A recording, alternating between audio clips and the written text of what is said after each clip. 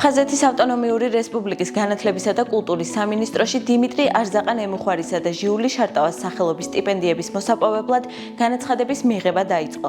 დიმიტრი არზაყან ემუხვარის სტიპენდია გამიზნულია პოლიტიკის მეცნიერების დარგში განსაკუთრებული მიღწევებისა და წარმატებების, აფხაზეთის თემატიკაზე მომუშავე ბაკალავრიატისა და მაგისტრატურის აკრედიტირებული უმაღლესი საგანმანათლებლო პროგრამების იმ სტუდენტებისათვის, რომლებსაც აქვთ 80% და მეტი აკადემიური მოსწრება.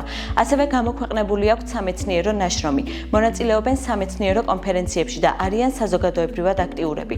რაც შეეხება ჟიული შარტავას სახელობის სტიპენდიას, ის გამიზნულია განსაკუთრებული მიღწევებითა და წარმატებით გამორჩეული აფხაზეთის თემატიკაზე მომუშავე ბაკალავრიატისა და მაგისტრატურის აკრედიტირებული უმაღლესი საგანმანათლებლო პროგრამების იმ სტუდენტებისათვის, რომლებსაც აქვთ 80% და მეტი აკადემიური მოსწრება.